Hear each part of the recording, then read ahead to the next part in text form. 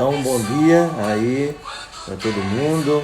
Mais uma vez nos encontramos em torno da Palavra de Deus para fazer a nossa meditação e abrir também o nosso coração e a nossa mente para acolher aquilo que o Senhor nos quer ensinar. Em nome do Pai, do Filho e do Espírito Santo. Amém. Deus eterno e todo-poderoso, a quem ousamos chamar de Pai, dai-nos cada vez mais um coração de filhos, para alcançarmos um dia a herança que prometestes. Por nosso Senhor Jesus Cristo, vosso Filho, na unidade do Espírito Santo. Amém. Então hoje, para a nossa meditação, nós temos ainda o capítulo 18 do Evangelho de São Mateus, do versículo 15 ao versículo 20. Este capítulo 18, ele tem uma peculiaridade que é justamente o discurso eclesial.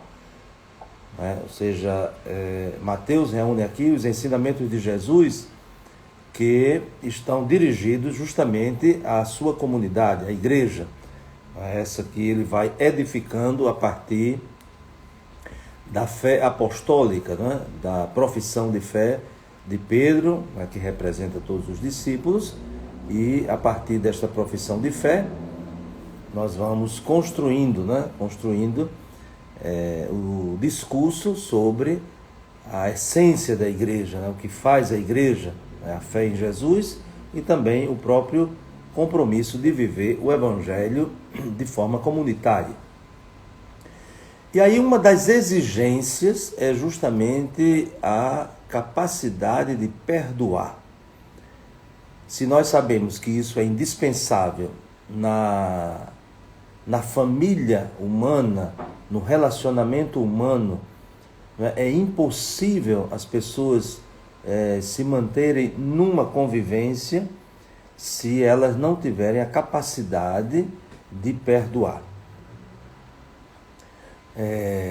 A não ser que sejam estátuas, Então, se nós vivemos como estátuas, cada um imóvel, que não estabelece relacionamento, então não precisa dessa capacidade de perdoar.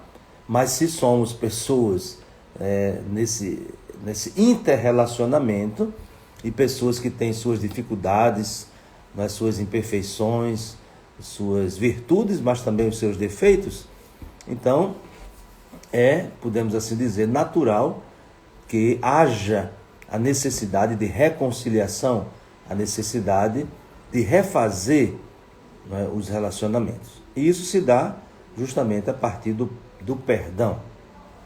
Não é por nada que já no início do Evangelho, quando Jesus ensina a oração do Pai Nosso, ele nos ensina justamente isso: perdoai-nos assim como nós perdoamos.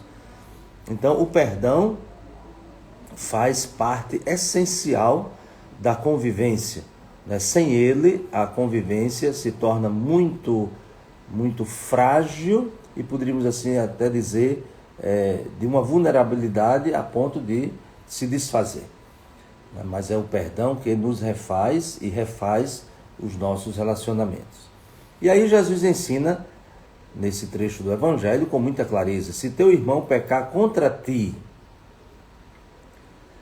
É interessante esse acento que Jesus dá da necessidade do perdão, que na nossa lógica seria assim: se teu irmão pecar contra ti e vier arrependido pedir perdão, então perdoe.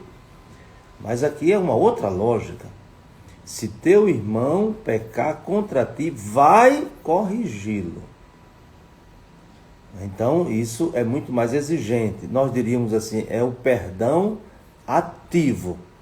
Você não apenas dá para que o outro receba, mas você vai lá até certo ponto oferecer o perdão a ele. É um grande desafio, mas é o caminho. Por quê? Porque aqui não se trata apenas de questões sentimentais. Me ofendeu, eu fiquei muito sentido e, portanto, se ele vier me pedir perdão, então eu vou fazer esse favor. Não é só isso. Aqui é um rompimento com os relacionamentos da família igreja. Não é apenas um desencontro entre duas pessoas, mas é um desencontro de um membro com o corpo. Isso precisa ter a consciência. Por quê? Porque senão nós vamos reduzir muito a questão do perdão, aquilo que nós diríamos humanamente desculpar. Mas é mais do que desculpar. É mais do que dizer para o outro, tá bem, você errou, mas eu faço de conta que passou. Não, perdoar é mais do que desculpar. Perdoar é ligar de novo a pessoa ao corpo. Não simplesmente ligar, não é simplesmente uma ligação entre os membros.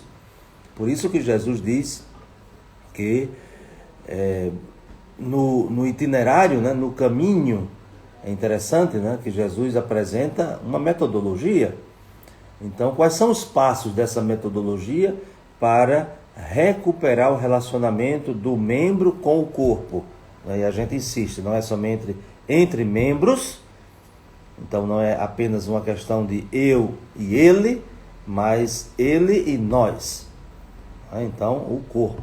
E, portanto, Jesus indica uma metodologia, que é uma metodologia muito eficaz.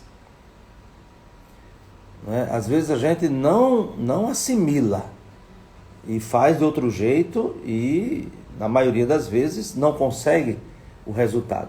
Mas qual é a metodologia que Jesus apresenta? Então, vai corrigi-lo em particular, a sós contigo. Então, isso aqui é muito, muito interessante. Por quê? Porque vai colocar uma pessoa diante da outra no nível de igualdade, mesmo reconhecendo, né, as razões, né, dessas ofensas, desses pecados, mas vai se colocar um diante do outro, até certo ponto desarmado. Por quê? Porque muitas vezes, quando nós queremos, né, vamos dizer assim, ajudar o outro na correção fraterna, né, como tradicionalmente a gente diz, se a gente não tiver cuidado, a gente pode redobrar no outro um sentimento negativo. Quando a gente vem por cima, como se diz, né? A gente tem que ir no mesmo nível para encontrar com o outro. E, portanto, o primeiro passo, em particular. Infelizmente, até no seio da comunidade cristã, o que acontece, em muitos casos, é que você, né, ao invés de ir diretamente corrigir o irmão, você começa a falar mal do irmão aos outros. Então, esse não é o caminho que Jesus nos ensina. Então, o caminho é ir diretamente. É fácil? É simples? Claro que não, mas é o caminho. Então, o que acontece? Mas se admite a possibilidade de não ouvir, né, de não reconhecer, não querer assumir. Aí não é para desistir. Aí o que é que Jesus diz? Então você chama uma ou duas pessoas para que toda a questão seja decidida sob a palavra de 2 ou 3 testemunhas. Então aqui nós já temos uma representatividade da comunidade, como a gente dizia, porque o rompimento não é só entre os membros, não é? Um mais um, mas é um com os demais. E, portanto, vai